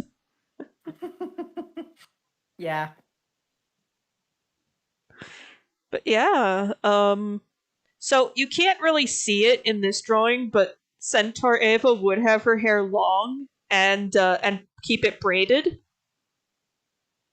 Yeah, no, I can very much see that And I being the think case. Canon Eva would probably start doing the same thing when her hair starts growing out. Mm-hmm. Because, well, her hair curls very much like a lady satyr's does. Mm. And she doesn't know what to do with it. One thing that most people don't realize is that Spyro's got decently long hair. Spyro's hair is down to his shoulders. Yeah. For some reason, when Common was doing art of him, he made him a ginger. Oh no, it was my style choice. I actually said that he was ginger. Oh. He's got ginger hair. Yeah. That's he's weird given where we are for a world. Mm-hmm. I'm not telling you it's a bad design choice. It's not. It's just odd. Well, that's Spyro in general, isn't it, really? He's not someone who sort of fits in Anywhere really. Like, we love Spyro. He's a good person, a wondrous friend. My god, he's an oddball sometimes, though. Yeah, and I think that's the reason why he never felt like he belonged anywhere, is because A, he has ginger hair. B, he is rainbow in day and starry by night. He just doesn't look the part in any light. Yeah. In any light, he looks odd, and he hates that about himself. Yeah. And he's always I do think something that would make that would be interesting is it's probably never gonna happen, but it would be cool if it did. It would be if the part if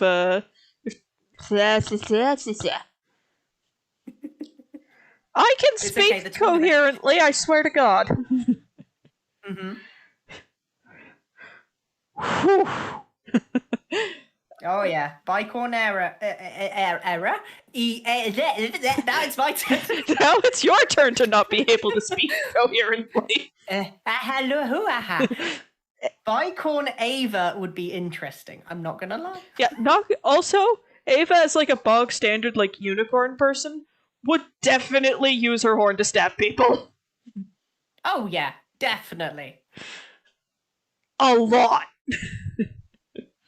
I know this of the saying "shake what your mother gave you," but stab what your mother gave you. That's an interesting turn of phrase. Yeah, and just I'm imagining. Also, if Centaur Ava were still a rogue, I know how she'd do stealth stuff. I can imagine it now. So what she'd do is so in ye olde days when horse-drawn carriages were still the common form of transit, Mm-hmm. when the horses needed to be quiet, they'd put special cloth shoe/bag things over the hooves. Yeah. Yeah. Centaur Ava, if sneaking was required, would do the exact same thing. Mm-hmm. Yeah. Yeah. After using some spells to, do essentially the satyr, but the legs are horse legs routine. Mm-hmm. Mm. One thing that I've never really thought about, but it's just hit me. Because Spyro doesn't wear pants, he's always going to be visible in whatever light he's in. Yeah. Well, I think you've mentioned, he does wear something to cover his lower body. I mean, Takis has described his character as wearing, a skirt or something like that. I don't think I think it's less of a skirt and more of Kilt. I think he uses like a cape type thing to sort of cover him from behind. Right. Sort of thing. Little Sort of back uses his butt cloak a little cape bit more. thing. Yeah, basically. But the thing is though, it's one of those where it's just what do you wear to cover your butt? Whatever fits. Because Spyro's exactly. pretty. Takis has mentioned a couple of times he's had to put armor. He's had to kind of cobble armor together to accommodate his build more than once. Yeah, which is why, as of now, he has got a nickname from Spyro, which is now his surname, and he is known as Tucker's Scrufflebutt. Oh my god. It's going to be hilarious when we discover that Takis has an actual godforsaken last name. Well, Ava has one, she just hasn't said it with the party because she doesn't real. Okay, so what Ava kind of has that sort. So in 5e, you can pick ideals for your character. Mm-hmm. And Ava's ideal from the noble background is that she despises the idea of being coddled because of her family. Mm. So she just hasn't told anybody her last name. Mm. Okay, let me rephrase that. Menelaus knows her last name, but he's pretty much the only one who does. Well, yeah, no, it was. I think it was more on the lines of you found him, you just turned around and went, "Hey, my name is this. Well, I'm here to rescue you." The way it was described is when she found him, he had a cut over his eye that was bleeding quite a lot, so one of his eyes was stuck shut. Mm-hmm. And she offered him her handkerchief, which had her family crest on it. And yeah. And he put two and two together because Menelaus, as we've discovered, is on Meletus's ruling council. Mm-hmm. Which is going to be fun for poor Cadmus. And by fun, we mean stressful. Mm-hmm. How has that poor man not... Oh, wait. We've kind of joked that we have already made him an alcoholic. Well, made him an alcoholic? I think we just made it worse. Personally, that's my canonic thing. I think he was always an alcoholic, but mostly because of the fact that he's in charge of the guard duty in Meletus. So and he has to work with Murdrin all the time. Oh, yeah. No, if anyone's going to make you drink, it is a hulking Minotaur mother. It is a scary Minotaur woman. Mm-hmm. Who happens to be one of the party's mother, which probably didn't help in his alcoholism. Just knowing that the son is running around with these people. A known princess of Akros, as it were. or I wouldn't say, well, maybe not princess, but close She's to. so Ava is the direct niece of King Annex of Akros. The Yes. current regent, Taranika, is her direct first cousin. Yes. Is Ava in line of succession? Yes. Mm-hmm. So, can she be considered like a. Yes, she can be considered a princess, but she's one very indirectly. Mm-hmm. After some events, that may change, though. Mm-hmm. There's so much about Dice Sesh we want to be able to share with you guys, but we can't because the episodes aren't out yet. And it's killing us. It is. I will admit it does kill me sometimes, especially when certain people ask me about certain things about Spyro, and I'm like, has it come up yet? Has it not come up yet? Yeah, and to make it worse, it's like there's art I've done of scenes from some recent episodes that I want to share with you guys because I love sharing my art, but I can't. Mm.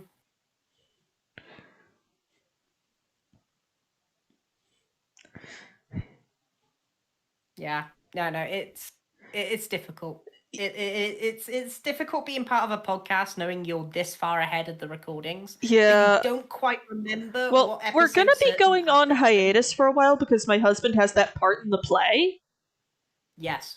So the backlog is gonna get, and I think Tat said something about doing double uploads. Oh boy. So that's gonna chew through the backlog pretty quick.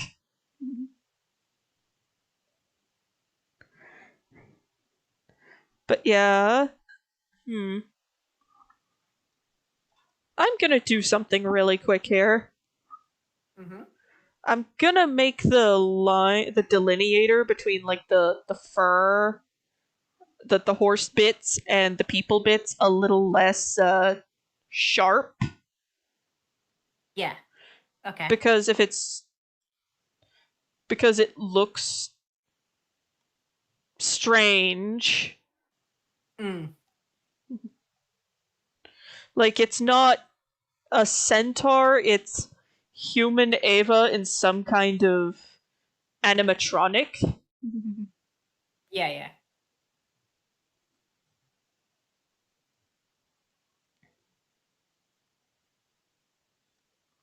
I'm glad that makes sense because if it didn't, it was gonna just really bug me until I like did something about it.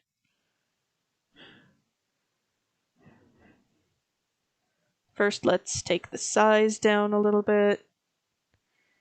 Yeah, the hairline. That's that. Yeah, hairline. Yeah, that shouldn't. The divide there shouldn't be that crisp. Mm-hmm.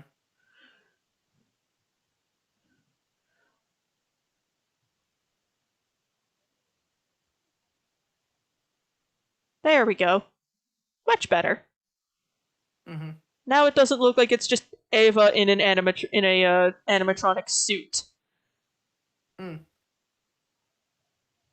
Which just sounds bizarre on its face.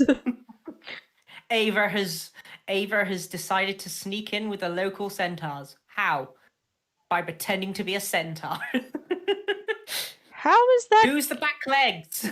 Who's the back legs? Tuckus. Guilty. Who's the back legs? Takis. 5 minutes later. Ava, when was the last time you washed your boots? Shut up. I can do it. Not now. I'm acting. Yeah, just not right now. I will admit, I do see Tuckus as that little brother that just sort of likes to tease as the their little siblings. As the little brother that is kind of So you mean that brother that's kind of a shithead, but he means well, bless him? Yeah. And Spyro is the gullible one. Yeah. And Ava's just that one older sister that didn't ask for this, but is having a this is my life now, I guess. Yeah, very much so. It's the I don't want to deal with this, but I'm going to have to deal with it because otherwise no one will. Yeah, this is not a encyclopedia verse centaur, this is a Theros centaur. Ava, did you eat beans at the dinner? Yes. Tag is slowly dying. Yeah. Okay. That looks fantastic. So the question becomes: would Ava have would this Ava have horseshoes or just be as is? Considering she would be part of the Laguna traders, I think because they live fairly close to civilization, I think they would have horseshoes. Right. So they would probably I would need to sort of like indicate that. Okay. Fortunately, I do know how horseshoes go on a person.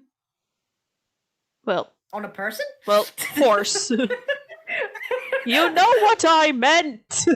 I do. That was just That was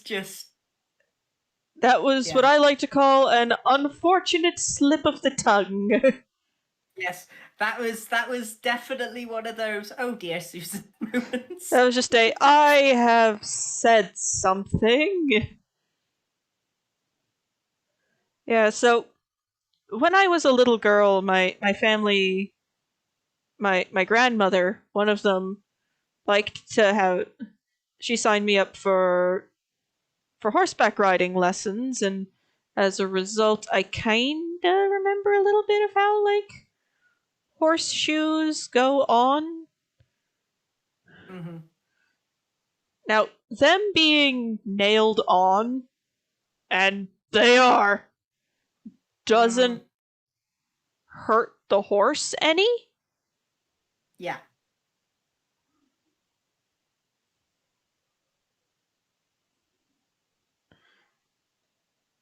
The horse. The only time it hurts the horse is if you do it wrong. Yeah. That is like the only time shoeing a horse harms the horse, is if it's done improperly. Mm-hmm.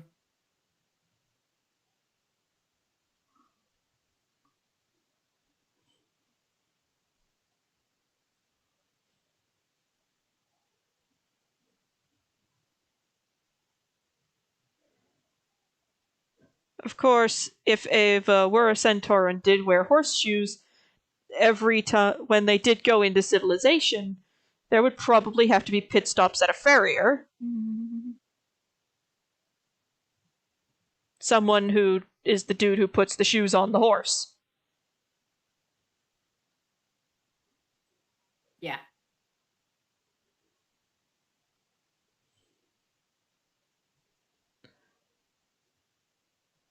To take off the old worn horseshoes, put on new ones, and just assess the state of the hoof. Mm-hmm. It also keeps things all nice and tidy. Yeah, and Hoof one. Ava's been described as the sort who would be fastidious enough to care about that sort of thing. Mm-hmm.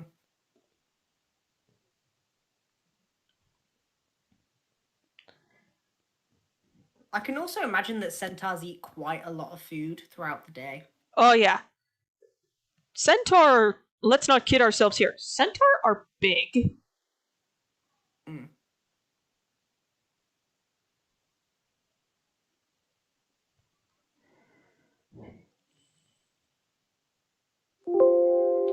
Ah,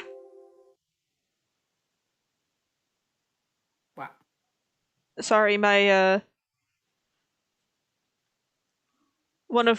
some of my brushes don't like being white. They take that as like the blend setting. Gotcha. But yeah, usually a farrier takes the old horseshoes off, trims the hoof down, cleans out the inside of the hoof from any like rocks and assorted debris, and then puts the new shoes and then nails the new shoes on. Yeah. And you have to be really careful with a horse's feet because they are literally walking on their toenails. Yeah, yeah. It's the same with cows, really. And satyrs, really. I imagine. So for some people, like cracking a nail or something isn't too bad, but for a satyr, a cracked hoof would, if not treated, might just straight up cripple them. Yeah. So what else should I put in the background?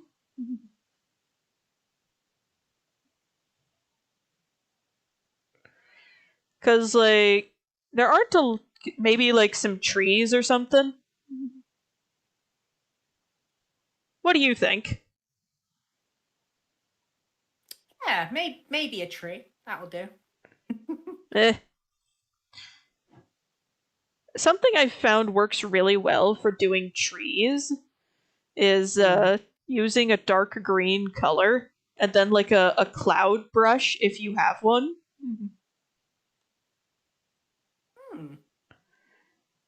Makes sense. Because look at that. Oh, yeah. Very tree-like. Yes, it's at some points it does look kind of like a green cloud, but with a couple of layers to it, yeah, definitely. Yeah, it builds up really nice. And then you just kind of go to like I have a rock one that's kind of like rocks slash bark. Well, first I go in with like the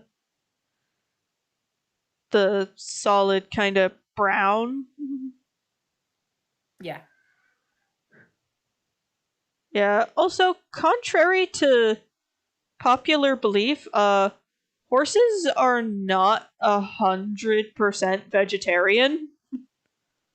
No, same with cows and whatnot. They will eat. Not a lot of creatures are. They will eat anything they get their mouth around. Let's maybe position it.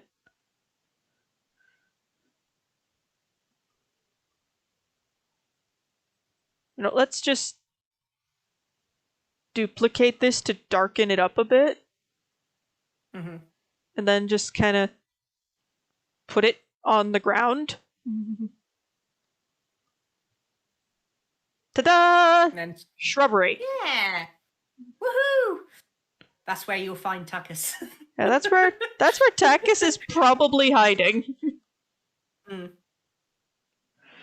I love how that it's now canon that Takis hides in bushes. Ava's got things with windows. What's Spyro's hiding thing? Probably anywhere he can get away with. Yeah. Well, Ava going out the window was literally because she saw no other way out of that situation. I mean, would you see a way out of that situation in her shoe? If you were in her shoes? Not particularly, no. There's a scary, angry Minotaur woman who is poking around looking for probably you. Yeah, no, you're not going to stay there, that's for sure. Yeah, no. And the thing is, Ava did go back. Ava's hunting Takis for some reason. Well, it's not that she's hunting Takis specifically.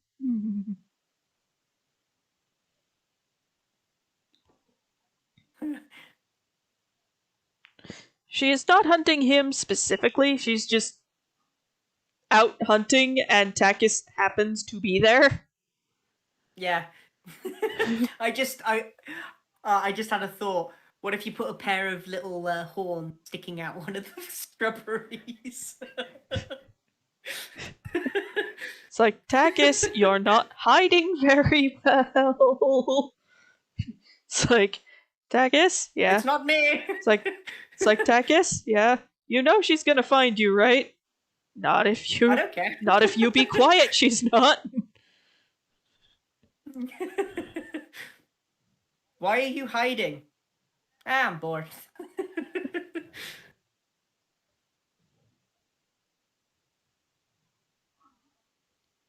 It's just, why are you hiding? What did you do now?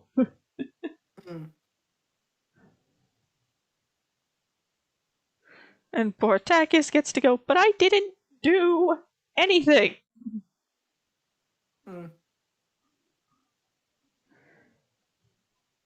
Yeah,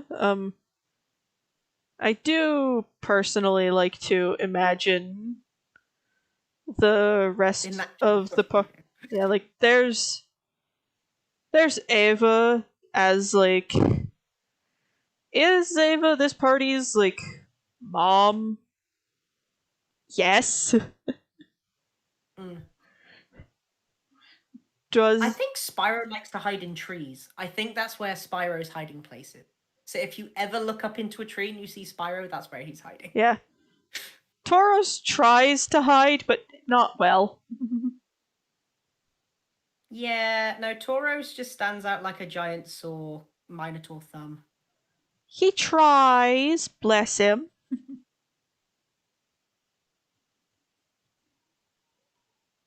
Spyro's the rainbow one, and he doesn't stand out as much as Tauros somehow. Well, Takis. Well, Spyro also has practice hiding. Yeah, no, that's true. Living in the Vale, it's a dangerous place. Yeah. He's had to hide from a few things before now. Yeah, he's used to hiding from things. Yeah, it's kind of one of those. You live like a rainbow satyr. You kind of have to learn to keep a low profile, especially around areas with beasties that may be looking for a quick snack. Yeah. Okay, there we go. The scenery looks a lot more alive now. Looks fantastic. Now that I've stuck some rocks and bushes in it. Yeah. Looks fantastic. To answer the question of what did Takis do, first up, she's probably not hunting him. He's just tagging along to see what the heck he's doing, what she's doing. Yeah, Takis isn't the person you go off hunting for. He's the one who would join you even if you didn't want. Yeah. I know Takis is kind of played to be the bard meme, but when the chips are down, that boy is phenomenal to have in your corner. Mm-hmm. And then there's Spyro. No, who is... Spyro's great too. Yeah, he's great in his own little way. He has his little niche that he sort of sticks to, but he's not a person to take initiative like Takis does. Spyro is great from like a party mechanics standpoint. He is fantastic at the buff and debuff game. And oh my word, it's already after 12 o'clock. Jeez. We are gonna have to call it here, guys. Sad to say. I'll be seeing you guys again Monday. Might have Mumsy back. Might have somebody else. Might be just me. Don't know yet. Thank you all for coming by. And I hope to see you all again soon. Bye for now. Bye.